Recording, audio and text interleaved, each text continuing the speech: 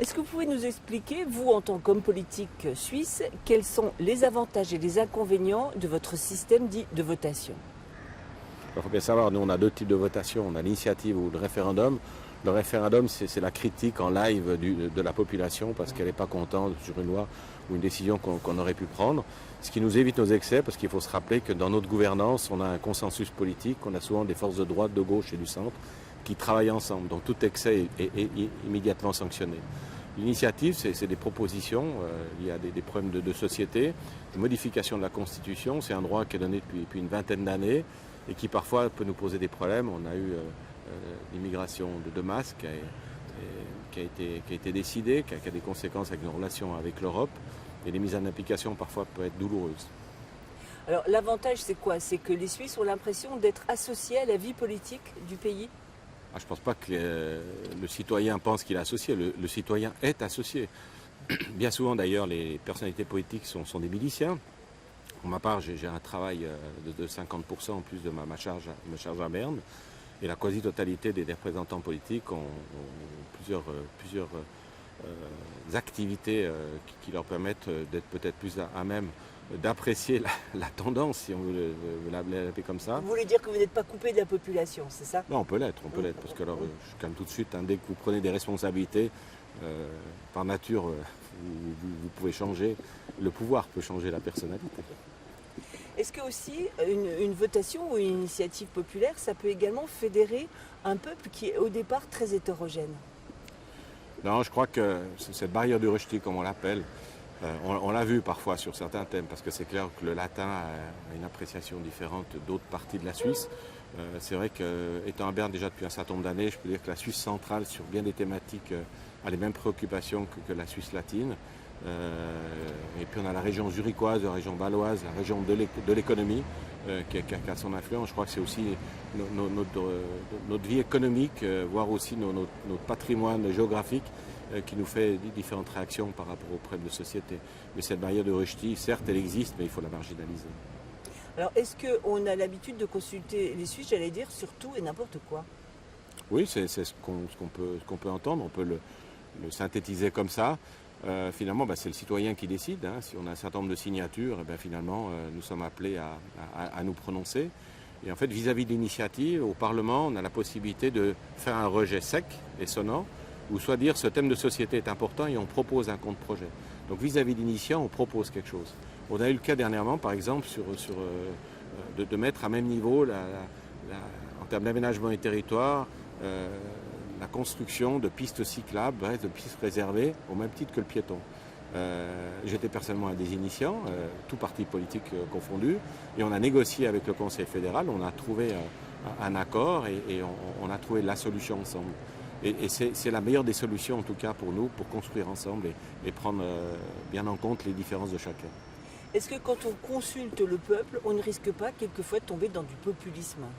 Alors certes, c'est aujourd'hui, il y a un certain jeu qu'on voit, on a des initiatives qui sont lancées de ci et de là, qui parfois peuvent nous poser de grands problèmes. On a eu dernièrement une votation sur l'obligation ou pas enfin c'est pas une obligation, mais est-ce qu'on doit subventionner ou pas les vaches qui ont des cornes, voilà. Donc ça va quand même relativement loin, ça aurait pu faire sourire certains si cette initiative passait. Voilà, donc il y a eu un débat, parce qu'au départ elle est très sympathique, une vache sans cornes ça peut interroger. Néanmoins la subvention qui est donnée interroge aussi, parce que ça avait des conséquences directement sur les subventions dans le monde paysan. Voilà, donc cette interrogation elle est intéressante et elle doit être traitée comme telle. Est-ce que, à force, vous constatez qu'il y a une baisse de la participation à ces consultations? Là, on est relativement stable, globalement, je précise, parce que des fois on a moins, et puis des fois on a un peu plus, ça dépend bien sûr du nombre de thèmes, parce que parfois on peut voter sur 3 initiatives pendant le même week-end. Donc il y a certains thèmes qui attirent plus que d'autres. Mais en moyenne, on a entre 35 à 45% de taux de votants sur toutes les votations, sachant qu'on vote au minimum 4 fois par année, au niveau fédéral, et puis on rajoute encore les élections locales, qu'elles soient communales ou cantonales. Donc on vote souvent, mais on essaye, en tout cas en tant qu'autorité, de mettre toutes ces votations les mêmes week-ends, puisque les citoyens, ils adorent voter, ils adorent donner bien sûr leur avis, mais il faut aussi respecter leur attention. Est-ce que les partis politiques aussi, pour vous, c'est pas un outil pour vous faire un peu de propagande de temps en temps sur des thèmes qui vous tiennent à cœur, ou alors juste avant des élections, histoire de mobiliser un peu tout le monde? Bon, écoutez, je crois que tous les partis et tous les pays sont les mêmes.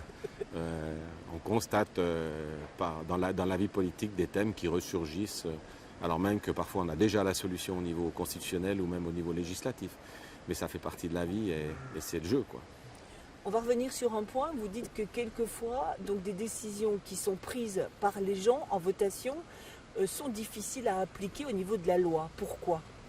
Ben, pour avoir des thèmes de société, on pense l'immigration de masse aujourd'hui, il y a un phénomène qui existe, je veux dire le réchauffement climatique, la problématique des guerres. Excusez-moi, l'immigration de masse, les Suisses se sont prononcés contre l'immigration de masse et pour un quota du nombre d'étrangers qui travaillent en Suisse. Oui. Et après, vous, en tant que législateur, vous avez du mal de concrétiser ça dans la loi.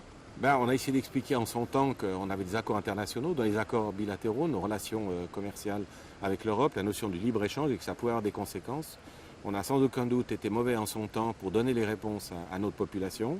Et aujourd'hui, on se retrouve devant un dilemme. C'est nos accords bilatéraux qui sont remis en cause par l'Europe parce que le libre-échange est un point fondamental imposé par l'Europe.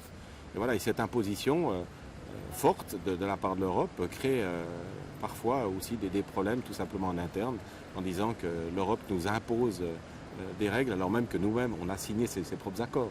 Donc c'est difficile pour nous, personnalités politiques, à montrer les conséquences qu'il pourrait y avoir de dire oui. Et sans aucun doute, on a raté le coche de ne pas faire de contre-proposition. Est-ce que, ce sera ma dernière question, actuellement la Suisse n'est pas dans la communauté économique européenne à cause ou grâce à une votation ?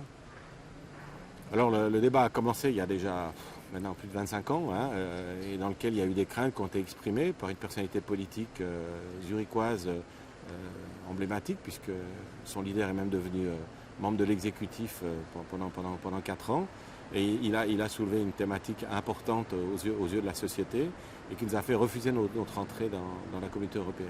Voilà.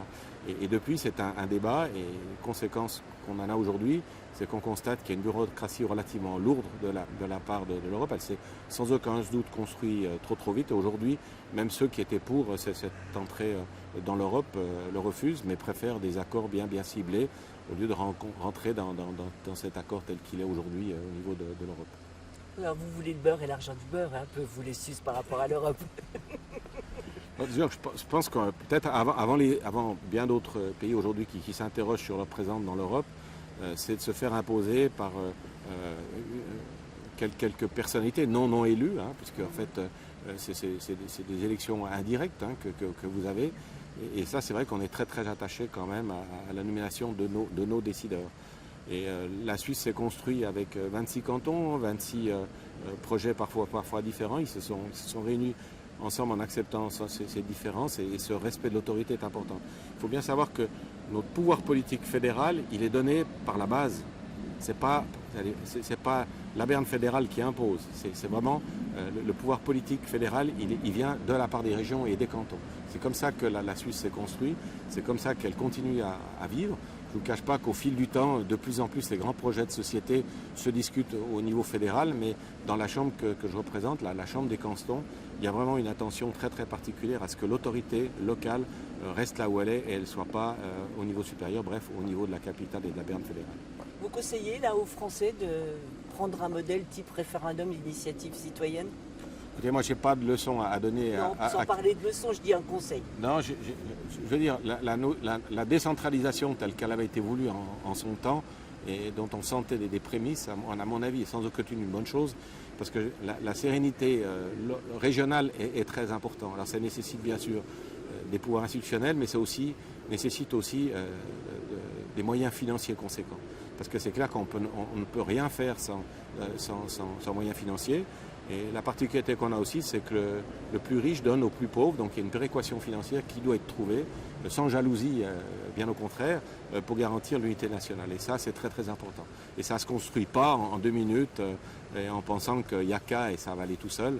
C'est une grande histoire et j'espère qu'en tout cas, en ce qui concerne la France, que cette histoire se fasse dans la sérénité.